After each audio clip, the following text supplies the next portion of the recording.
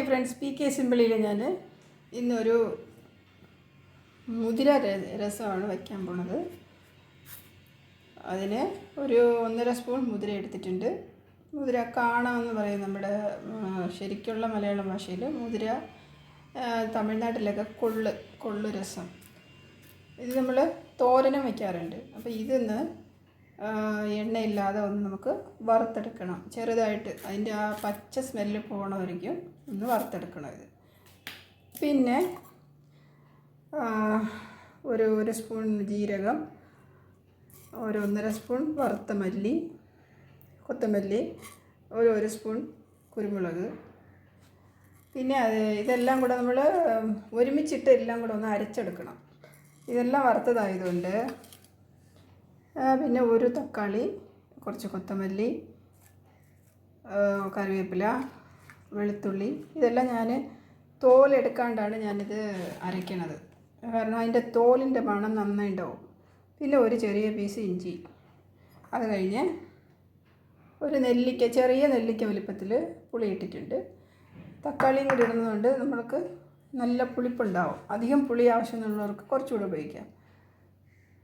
ഇനി നമുക്കിതെല്ലാം കൂടെ ഒന്ന് ഈ കുരുമുളകും കൊത്തമല്ലിയും ജീരകം എല്ലാം ഒന്ന് അരച്ചെടുക്കാം. ഫസ്റ്റ് നമുക്കിതൊന്ന് വറുത്തെടുക്കാം. ഇത് അധികം വറുക്കണ്ട, ലൈറ്റായിട്ടൊന്ന് വറുത്തെടുത്തിട്ട് കുരുമുളക്, ജീരകം, കൊത്തമല്ലി ഇതിൻ്റെ എല്ലാം കൂടെ നമുക്കത് പൊടിച്ചെടുക്കാം.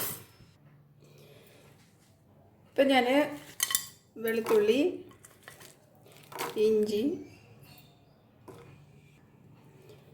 ഇഞ്ചി കുറച്ച് ചെറിയ പീസുകളാക്കി ഇടണം. അതിൽ അല്ലാന്നുണ്ടെങ്കിൽ ചിലപ്പോൾ അരയില്ല. പിന്നെ എടുത്ത് വെച്ച ഈ ജീരകം, കൊത്തമല്ലി എല്ലാം കൂടെ ഇതിലിടണം. അത് കഴിഞ്ഞ് ഈ വറുത്ത് വെച്ച മുതിരപ്പയർ. നെക്സ്റ്റ് ഈ തക്കാളിയും കൂടെ നമുക്കിതിലേക്ക് ഇടാം.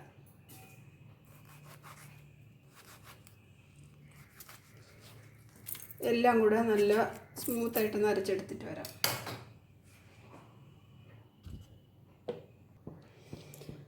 ഒരു പാൻ വെച്ച് ഒരു സ്പൂൺ എണ്ണ ഒഴിക്കുക.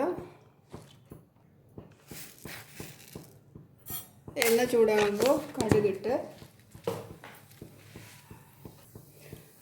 പൊട്ടിക്കഴിഞ്ഞാൽ അതിലേക്ക് ഒരു 2-3 ചെറിയ ഉള്ളി. അതൊന്ന് വാടിക്കഴിയുമ്പോൾ അതിലേക്ക് ഒരു 2 പച്ചമുളക്,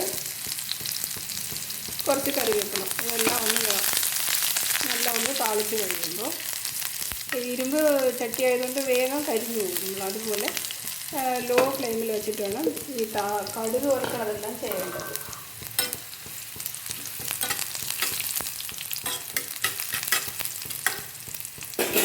അതിലേക്ക് നമ്മൾ അരച്ച് വെച്ച ഈ മിക്സ്, കുരുമുളക് എല്ലാം കൂടെ ഉള്ള മിക്സില്ലേ, അത് നമുക്ക് ഇതിലേക്കിട്ട് ഒന്ന് വഴറ്റിയെടുക്കണം.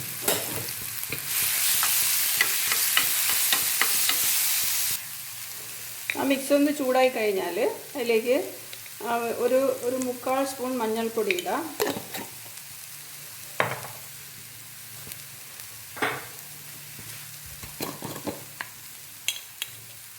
ഒരു 1/2 സ്പൂൺ മുളക് പൊടി. അപ്പോൾ ഞാൻ വറുത്ത മല്ലി ഇട്ടത് കൊണ്ട് ഇനി മല്ലിപ്പൊടി ഇടേണ്ട ആവശ്യം. പിന്നെ ഒരു ചെറിയ സ്പൂൺ കായം. ഇതെല്ലാം കൂടെ ഇട്ടൊന്നുകൂടെ അതിൻ്റെ ആ മണം പോണ വരയ്ക്കും, ഈ പൊടികളൊക്കെ ഇട്ടില്ലേ അതിൻ്റെ മണം പോണ വരയ്ക്കും ഒന്ന് വറുത്തിട്ട് നമുക്ക് ഞാനിവിടെ കുറച്ച് വെള്ളം എടുത്ത് വെച്ചിട്ടുണ്ട്. ആ വെള്ളത്തിലേക്ക്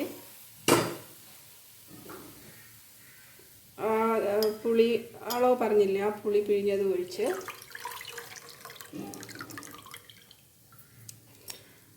ഇപ്പം നമുക്ക് പുളിയുടെ അളവ് കുറവാണെങ്കിൽ കുറച്ച് കൂടെ ഉപയോഗിക്കാം.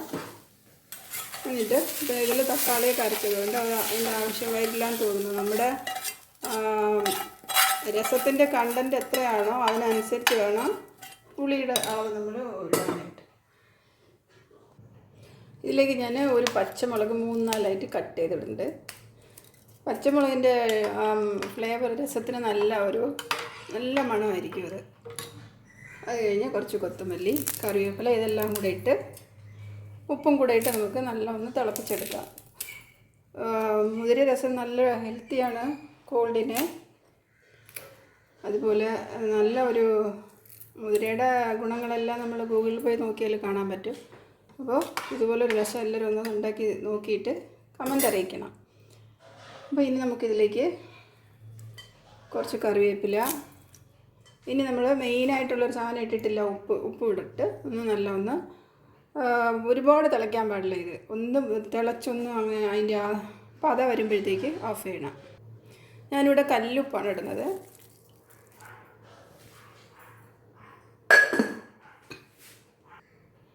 ഇനി ഇത് നല്ല ഹൈ ഫ്ലെയിമിൽ വെച്ച് നല്ലോണം ഒന്ന് തിളപ്പിച്ചെടുക്കാം.